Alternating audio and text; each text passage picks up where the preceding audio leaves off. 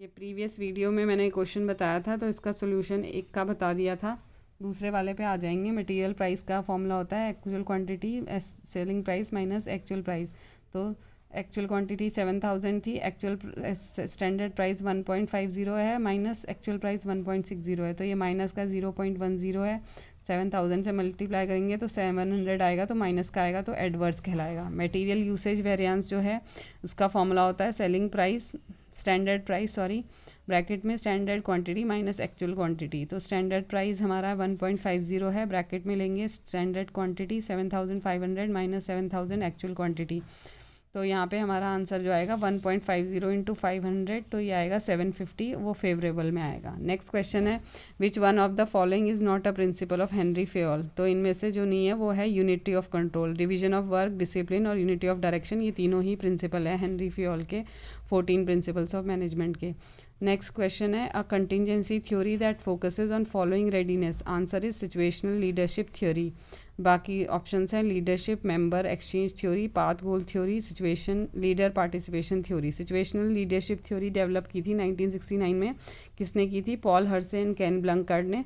इन्होंने इंट्रोड्यूस किया था life cycle theory of leadership को। The situational theory of leadership refers to 3 leaders who adopt different leadership styles according to the situation and development level of their team members. A contingency theory that focuses on followers' readiness is a situation theory because this theory states that it is the leader's job to assist followers in attaining their goals and to provide the necessary direction or support to ensure that their goals are compatible with the overall objective of the group or organization. Next है leader member exchange theory, develop हुई थी 1975 में।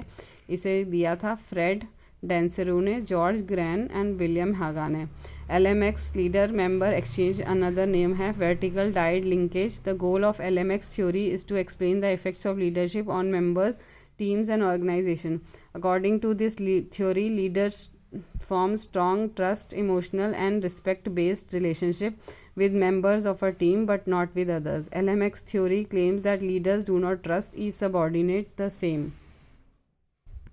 Path goal theory developed by Robert House, an Ohio State University graduate in 1971 and revised in 1996. Two strengths of this theory is it is flexible, it is suitable for emergencies and situations where there is a time constraint. According to path goal theory, leadership behavior is contingent upon the satisfaction, motivation and performance of their subordinates. Major component of path goal theory है leader behavior, follower characteristic and task characteristics.